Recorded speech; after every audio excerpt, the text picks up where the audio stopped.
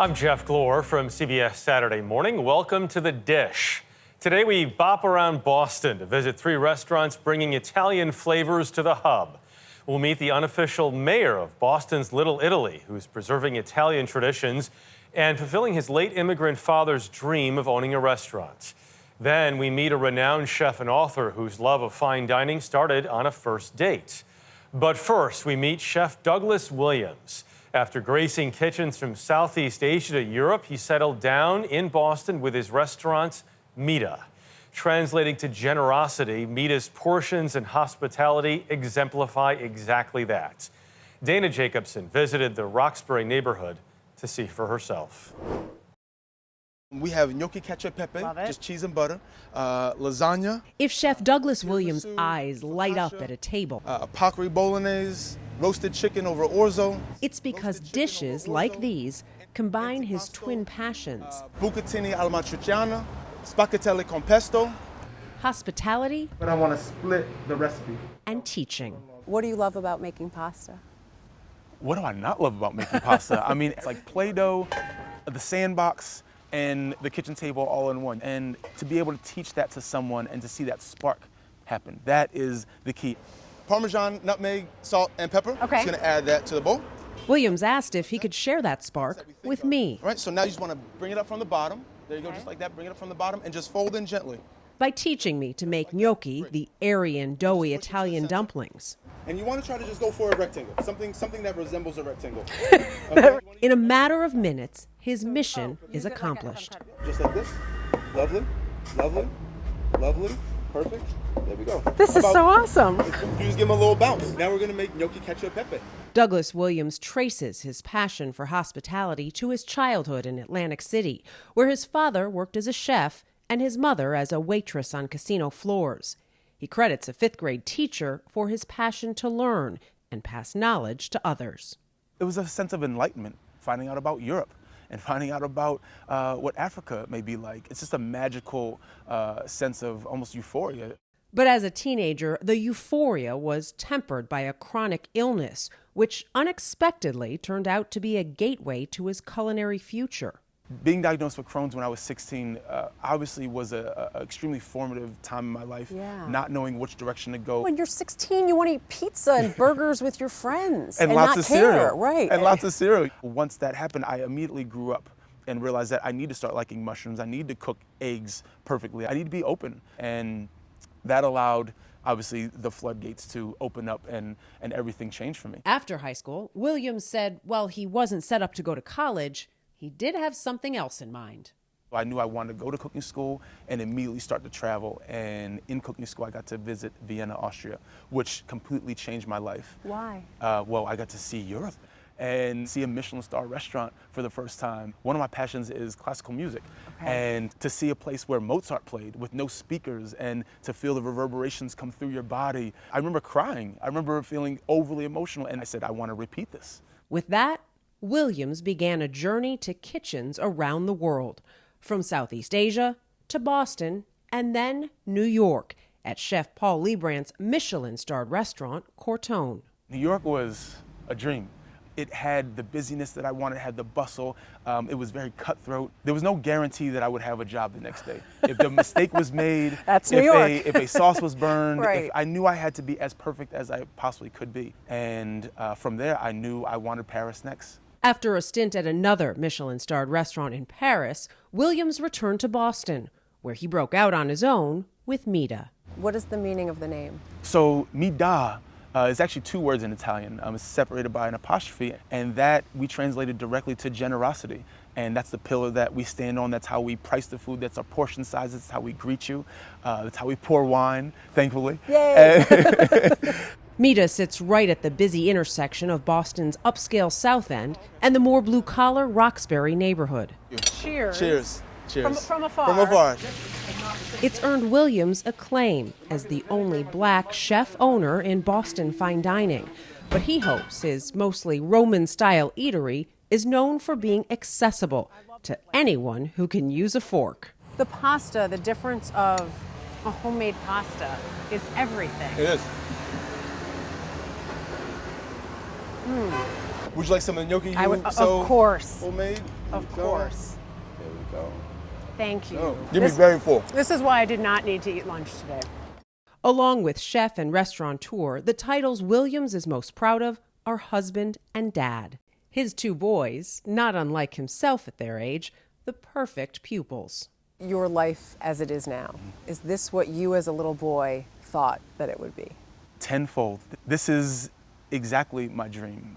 Even more so. Again, I just feel incredibly lucky and fortunate and blessed to be in this position and be cooking food that I love and still ultimately get to teach. How could that not be a dream? Up next, meet the so-called mayor of Boston's Little Italy, whose empire started with a simple sandwich. This is The Dish. Entrepreneur and restaurateur Frank Pasquali injects Italian flair into all of his business ventures, which range from bakeries to hotels. His restaurant, Il Panino, started as a simple sandwich shop and grew into much more.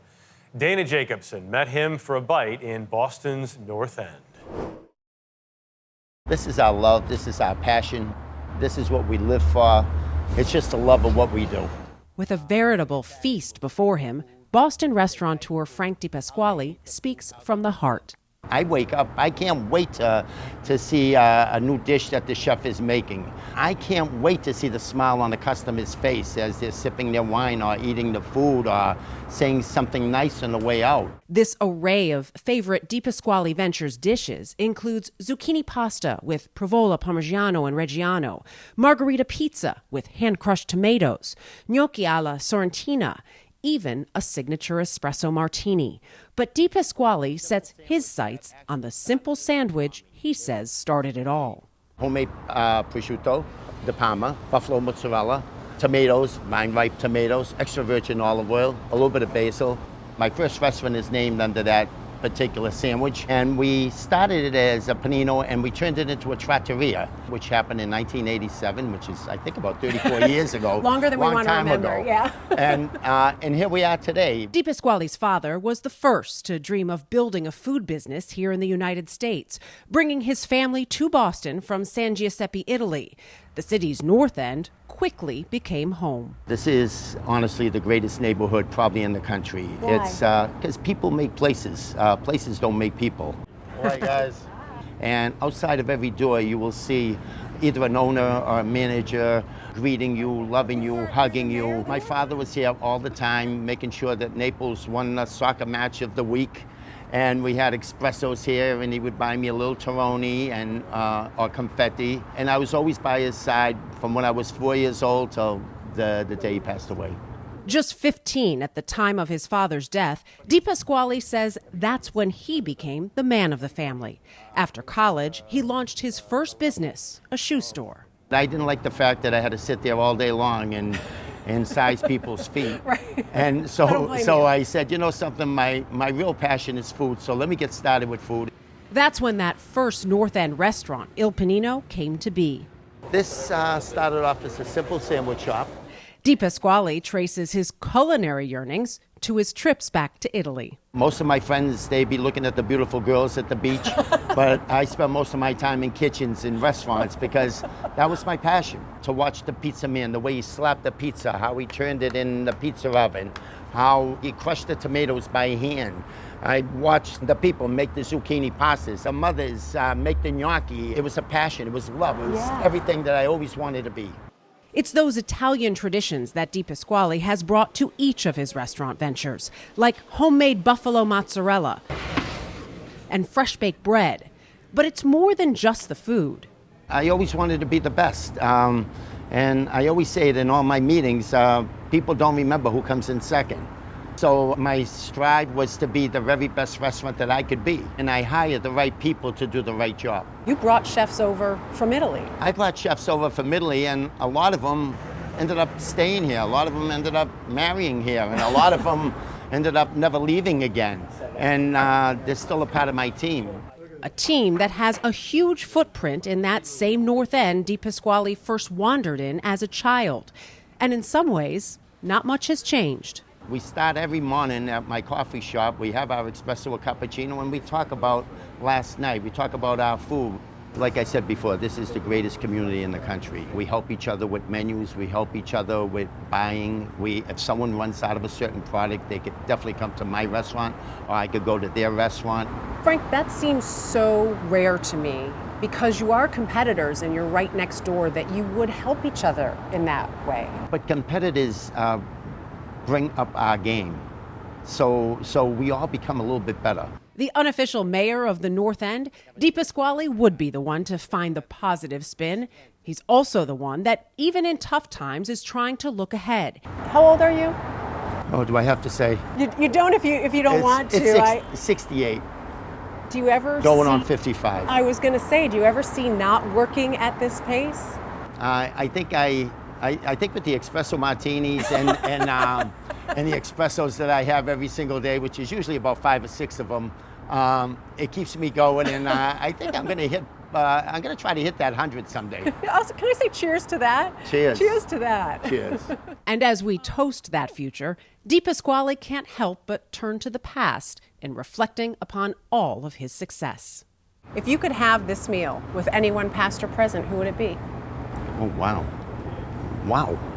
I think it would be with my father. I think my father, Joseph, I mean, he had the vision to come to America and give us this opportunity. And I'm not going to waste it. Up next, the unexpected way this Boston restaurateur fell in love with the culinary arts. Karen Akunowicz, a James Beard award-winning chef and author of the cookbook Crave, has 3 restaurants in Boston. Dana Jacobson learned her love for cooking began with a desire to impress a first date. Chef Karen Akunowicz leaves a bit of herself in each dish she creates. It's not necessarily something you see, but it is certainly something you taste. The spice right away. The sumac. Oh my God. Citrusy, salinic. Wow. Take her chicken under a brick. This is kind of a culmination of everything I've learned cooking, really taking all of the flavors and the ingredients and technique and kind of putting them all into this dish that I love. Then there's her hand-rolled orecchiette. We want them to be rustic. We want them to be imperfect because the best things in life are imperfect, right? Once cooked, topped with sausage, chili, chickpeas, and broccoli rabe. Oh my gosh. And the orecchiette, this is delicious. Spectacular. So when you make this, that is your thumb. Like, somebody put their thumb into every single one that we make. Okay. And we're gonna press down with our thumb, and we're gonna roll this way, making that little ridge around the side. Okay. That's just a bowl of somebody saying, I love you, I love you, I love you. That's how I have always interpreted it. That love is something diners at Akunowicz's South Boston restaurants have become accustomed to. Not just enjoying the food, but as I found out. Okay, Karen, this is the problem. I'm gonna try to eat everything. And we're on the first thing we're tasting. I know. Craving it. Her aptly titled cookbook, Crave, features those foods you just can't get enough of. What made you want to put out the recipes? Why not just make everybody have to come here? Because that's the leaving yourself a little bit of yourself on the plate. This lets me share recipes not just from these restaurants, but from the last 20 years of my culinary career with people all over. Akunowicz shared some favorites from the book with me, along with some dishes just making their mark on restaurant goers, like Baravolpe's gnocchi with lemon, caviar, and chives. The ricotta gnocchi is like the canvas for the painting. Okay. And you have your lemon and your caviar like you would with any great caviar service. Something creamy, something caviar, lemon, chives. And it is the book, because right now I'm like, I want another bite. I don't want to not have that second bite. Yeah. Crave is all about going back for that second bite. And whether that's the texture, the flavor, a contrast in temperature, there's always something about it that makes you go back. Oh my God. The Faro arancini with black truffle topped with orange blossom honey and Parmigiano Reggiano, a perfect example. That's the honey. Mm-hmm. Oh. as is the calamari and shrimp fritti misti. We top them with a condiment called bomba calabrese, which is spicy, fermented chili and fennel and onions. I have a friend who comes here and eats this dish, and he gets one with his meal, and then he gets one for dessert. And that's my favorite thing that's ever happened. Like, mic drop, I couldn't be happier. Akunowicz says those cravings are often rooted in a memory, which I experienced with dessert, a chocolate hazelnut semifreddo with whipped meringue. This is like when my Nutella gelato starts to melt a little bit. Yes. That's what that is. Oh my God. Both and of I'm them. walking in Rome. You are really doing exactly what the intention is. That's what this is. I'm gonna say that from now on. It's like giving you walking in Rome vibes. Akunowicz seems to derive as much happiness from watching others eat her creations as we get from devouring them. That emotional connection told in the pages of Crave. The first time you were cooking for someone. I was trying to get her to go on a date with me. And I said, well, why don't you come over and I'll cook for you? I'll make you dinner. And she said, yes. And I said, I can't cook. Right. And I went out and I bought a cookbook and I bought a boatload of ingredients and I made pasta puttanesca. I didn't know what I was doing. I didn't know how to cook. But what it ignited for me was a true passion and a love for cooking. And to make a dish for somebody and say, here, I made this for you. She started restaurant work at age 17 in a New Jersey diner, a job she referenced more than 2 decades later when she took home the James Beard Award for Best Chef Northeast. What is a moment like that like for you to get the praise from the community? You're gonna make me cry. I haven't felt that way in years, wow. Wow. Because it is. It's like, Yeah, it's the ultimate. It is the ultimate, and I say this and nobody ever believes me. My spouse said it to me yesterday. It was never a dream that I had because it felt like something that was far too unattainable for someone like me. Someone who now has 2 restaurants to her name, is an award-winning chef, author, and mom. She's the most important thing in my life. I cook for her all the time. Sometimes she likes it. May I please present to you? Oh, just please put that spoon anywhere. The staff will get it for you. Sometimes she does not like it and she throws it on the floor, so that's a lesson in humility. No matter how much love you may have put in it. Sometimes she does not care. If you could go back and tell the New Jersey diner Oh my gosh. something, is there something you would tell her, advice you would have given her? Keep going. Keep going, because at every corner somebody has told me that I couldn't do whatever it was I was going to do. At every corner somebody has told me I wasn't good enough, that will never happen. And you just keep going even when it feels incredibly hard. And you look for the people that are in your corner and you keep them close. I think you've proven those doubters wrong. With this, When I was told that a restaurant in South Boston would never work. Really? Yeah. I think you have 2 now. I think it's working out. I think it's okay. Yeah. For more stories like these and live coverage of breaking news, stream us right here on CBS News 24/7. I'm Jeff Glor. We'll see you next time for another helping of The Dish.